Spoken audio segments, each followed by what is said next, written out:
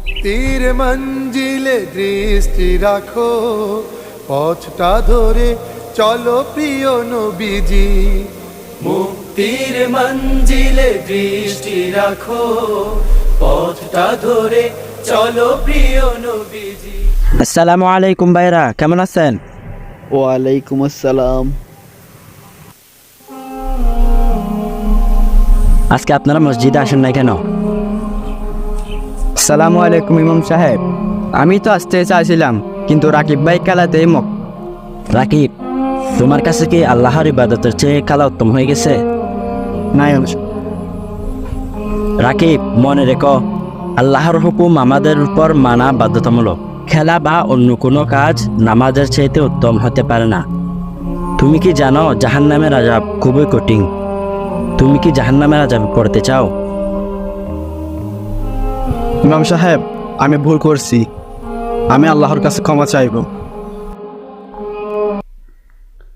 নামাজ মানুষের জন্য অপরিহার্য, আর আল্লাহর হুকুম অমান্য করার পরিণাম হতে পারে অত্যন্ত ভয়াবহ। সঠিক পথে ফিরে আসার জন্য অনুশোচনা এবং প্রতিজ্ঞা করা জরুরি।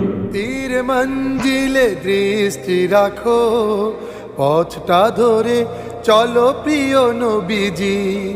মুক্তির মঞ্জিলে দৃষ্টি রাখো, পথটা ধরে চলো প্রিয় নবীজি।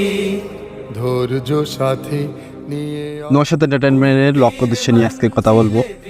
আমরা এই কঠিন যুগে সত্যকে জায়গায় তুলতে চাই, শান্তির পথ দেখাতে চাই, অন্ধকার জগৎকে আলোকিত করতে চাই, ইসলামের দাওয়াত ছড়িয়ে দিতে চাই এবং সত্যকে চিনিয়ে দিতে চাই, যেন আমরা সেই দিন মৃত্যুর পর আফসোস না করি, কঠিন শাস্তির মুখে না পড়ে যাই। আমরাই পারি সমাজ এবং দেশটাকে অশ্লীলতা, খুন, দর্শন এবং দুর্নীতিমুক্ত করতে এবং শান্তি ফিরিয়ে আনতে। আমরা জানি ইসলাম মানে শান্তি, কিন্তু আমাদের ইসলামের বিধিবিধানগুলো আমরা মানি না, যার জন্য দুনিয়াতে এবং পরকালে অশান্তিতে ভুগি। ইসলামকে ভালোবাসতে হবে এবং আমাদের ভিডিওগুলো থেকে সবাই শেয়ার করবেন। আসসালামু আলাইকুম রহমতুল্লাহ। আমি নওশাদ আজকে আপনাদের সামনে থেকে বিদায় নিচ্ছি। পরবর্তীতে আরেকটি ভিডিওতে আপনাদের সামনে দেখা হয়ে যাবে। ততক্ষণ পর্যন্ত ভালো থাকুন, সুস্থ থাকুন।